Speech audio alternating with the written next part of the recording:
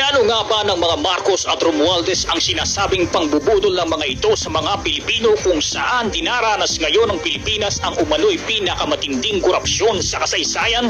Taong 2016 nang dumikit si Aimee kay dating Pangulong Rodrigo Duterte.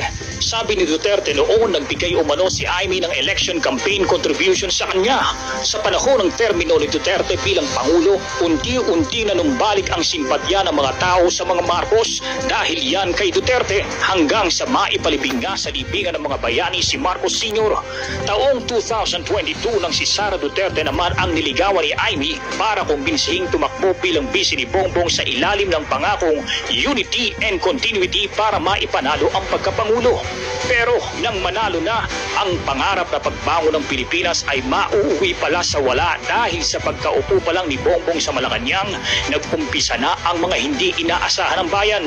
Kabilang dito ang mga kontrobersya sa heavy luggage, Maharlika Fund, insertions o mga singit sa national budget, flood control, PhilHealth, PDIC, pagbebenta ng toneladang ginto, pagsirit ng trilyones na utang ng bansa, unprogram ng mga ayuda at ang walang kamatayang Folporon controversy. Naungusan ni senatorial aspirant Pastor Apollo C. Kibuloy sa isang survey ang mga dati ng mga senador at muling tumatakbo sa 2025 elections. Sa pa-survey ng social media page na Archlight, lumabas na numero 1 ang buting pastor sa lahat ng mga kumakandidato sa pagkasenador. Narito ang balita ni Margot Gonzalez. Malayo pa ang halalan ay matunog na ang pangalan ni Pastor Apollo C. Kibuloy bilang isa sa mga tumatakbo para sa pagkasenador sa 2025 elections. Ang COMELEC ibinasura na ang petisyon na nagpapadiskwalipika sa kanya. Wala na naman daw kasing basihan para hindi makatakbo sa halalan ang butihing pastor. Sa mga survey, patuloy ang pag-angat ni Pastor Apollo. Sa third run ng pa-survey ng social media page na Archlight na may halos 2 milyong followers, nanguna na si Pastor Apollo C. Kibuloy. Naungusan na ng butihing pastor ang mga re-electionist gaya ni Senator Bato de la Rosa at Senator Christopher Bongo. Wala naman sa top 12 sina Tito Soto, Ping Lacson, Aimee Marcos, Manny Pacquiao, Pia Cayetano, Bam Aquino, Francis Tolentino, Bong Revilla, Kiko Pangilinan at Domingo Honasan. Ligwak din sa survey ang convicted child abuser na si Franz Castro. Ginawang survey mula December 17 hanggang December 20, 2024.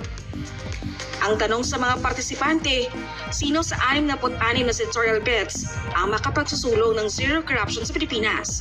Sa naturang survey, si Pastor Apollo ang lumabas ng numero 1 may plataporma para tuluyang iwaksi ang talamak na korupsyon sa bansa.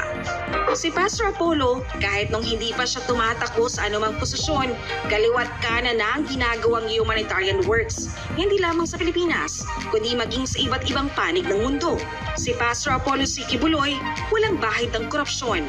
Kitang-kita yan sa mga naipundar, naipatayo,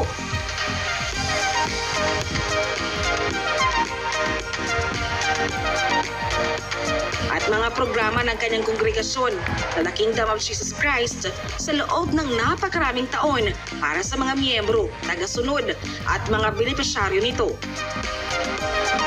Ang Children's Joy Foundation Incorporated na itinatag ni Pastor Apollo Kibuloy noon pang 1998 ay nagawang makapagpaaral, makapagpakain at makapagbigay ng tirahan sa milyon-milyong ulila at mahihirap na mga kabataan dito sa Pilipinas at sa buong mundo.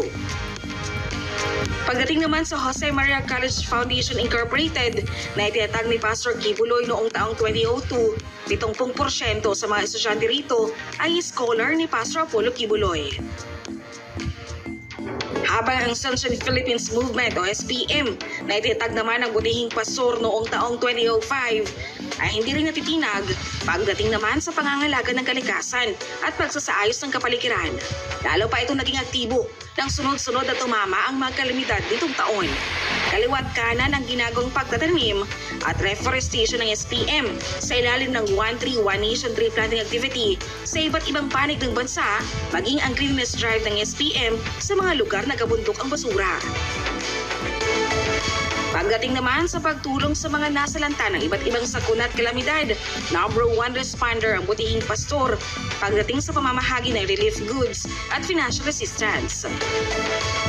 Tuwing sasapit naman ng birthday ng butihing pastor tuwing April 25, ay milyon-milyong mga bata ang pinapakain ito sa buong Pilipinas at sa iba't ibang bansa. Tambuhalang cake ang nahahanda ng butihing pastor para sa mga bata taon-taon. Meron ding unlimited rides, candies, cotton candies, ice cream at iba pang mga pagkain.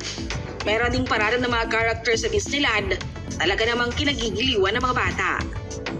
Ang Sunshine Media Network International o SMNI na itinatag rin ni Pastor Apollo Kibuloy ay naging numero 1 at kung hindi may bukod tanging tagapaghatid ng totoo at patas na balita. Ito ang numero 1 at tanging stasyon na nagsisiwalat ng mga hindi makataong gawa ng CBP and PNDF.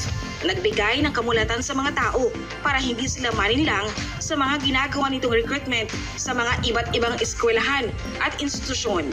Yan ay ilan lamang sa mga hindi mabilang na resibo o patunay ng mga nagawang kabutihan at gawang-gawa ni Pastor Kibuloy sa loob at labas ng bansa. Tunay nga na kahit noon pa, hindi na maikakaila ang malaking malasakit ni Pastor Kibuloy sa mga nangangailangan at ang mga malaking programang napagtagumpayan nito para sa kanyang mga kababayan. Tumanggap na rin ang butihing pastor ng iba't ibang pagkilala dahil sa kanyang mga natatangi at kangahangang humanitarian works. Asahan nga na sa oras na maupo si Pastor Apollo sa Senado, magtutuloy-tuloy ang nasimulan niya na siguradong mas lalawak pa ang sasagupin at aabutin ng mga programa at proyekto na makatutulong sa pagpapahusay ng buhay ng bawat Pilipino na daan sa mas maunlad na bansa dahil ito ang Pilipinas nating mahal.